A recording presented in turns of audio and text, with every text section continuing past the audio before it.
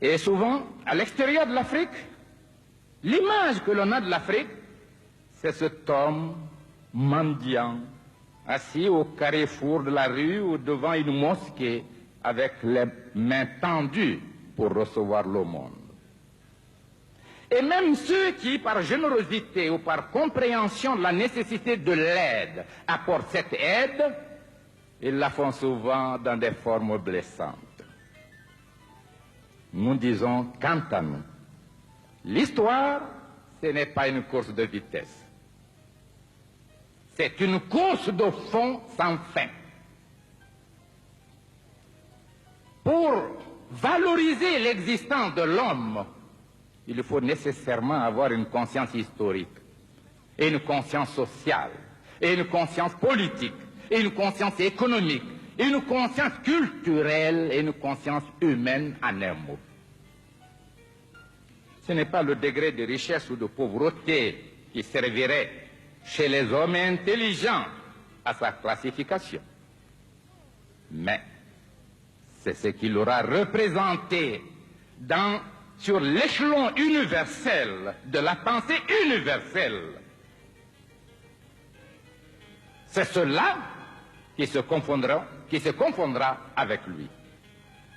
Mais la singularité qui a marqué l'accession de mon pays à l'indépendance a été malheureusement exploitée contre le peuple français qui a été induit en erreur. Parmi ceux qui sont là, beaucoup sont venus avec générosité.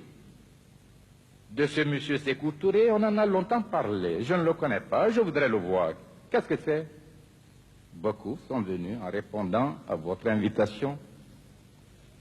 Et beaucoup se posent la question, quel est cet homme? Je voudrais vous mettre à l'aise. Cet homme est un fils de la Guinée. Cet homme est un être simple qui a commencé la vie à 17 ans, qui n'a bénéficié que de l'enseignement primaire. Cet homme a été brimé tout jeune. Un arrêté interdisant au secteur public et privé de lui donner un emploi. Cet homme n'avait rien. Et au moment où, pour la première fois, son parti, le Parti démocratique de Guinée, l'avait choisi pour être le candidat député pour le Parlement français, il lui était réclamé 5 000 francs. C'est-à-dire 50 francs français aujourd'hui. Cet homme, pendant un mois, était incapable par lui-même de trouver les 5 000 francs. Mais cet homme était déjà dans la conscience des travailleurs de Guinée. Il assumait les fonctions de secrétaire général de l'Union territoriale des syndicats. Et celle plus importante, de premier responsable de la Confédération panafricaine des syndicats. Cet homme n'a pu obtenir les 5 000 francs que lorsque les dockers de Conakry ont appris l'incapacité du candidat à se faire inscrire, faute d'argent, avait donc organisé une souscription pour amener les 5 000 francs. Je suis le fruit de mes frères et de mes sœurs. Et les femmes de Guinée ont pris position pour cet homme, unanimement. Et je ferai de telle sorte qu'elles n'aient jamais regretté leur mobilisation. C'est pourquoi dans notre ligne, dans notre programme, l'émancipation de la femme n'est pas prévue comme un acte de solidarité, mais comme une obligation. Il s'agit davantage de l'émancipation de l'homme qui brime et exploite la femme que celle de la femme. Voilà notre conception et nous la traduisons systématiquement dans toute la législation depuis que nous sommes indépendants. Et vous pouvez voir à l'université, à toutes les écoles, nous exigeons l'égalité de chance. L'égalité de l'effectif. Dans la vie, à l'Assemblée, nous avons 42 députés sur une assemblée de 210. Dans le gouvernement, dans tous les appareils de direction. Cet homme aussi a été soutenu par les jeunes parce qu'il avait dirigé le mouvement de la jeunesse. Mais cet homme était esclave d'une tradition familiale. Mes deux grands-parents ont assumé un rôle de premier plan. Nous qui parlons de démocratie populaire, nous provenons de la féodalité. Car mes deux grands-parents ont été chefs, empereurs. Les deux sont morts en exil. L'un à Madagascar, l'autre au Gabon. Mais la Guinée verra l'avènement de la démocratie, l'avènement même du style révolutionnaire grâce à notre groupe. Et ce sont des options sincères.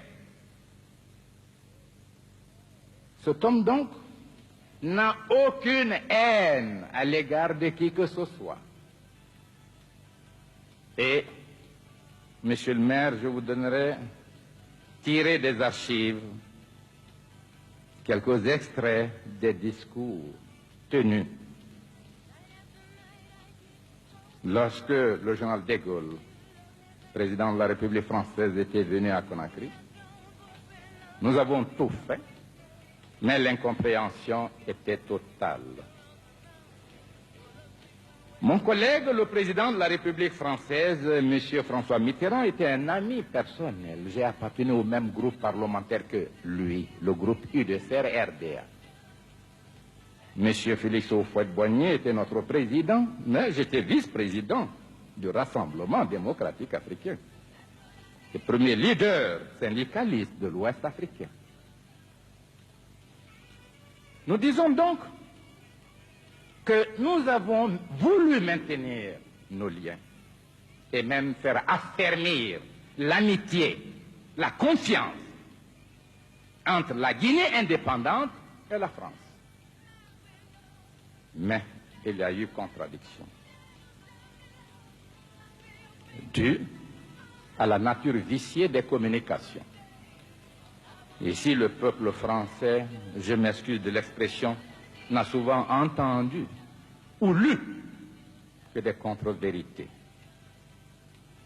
Ah, si je pouvais ici être considéré comme l'homme, le militant, sur une place publique, avec n'importe quel homme, discutant devant le peuple français, de n'importe quel thème, de n'importe quel sujet, j'aurais été plus heureux.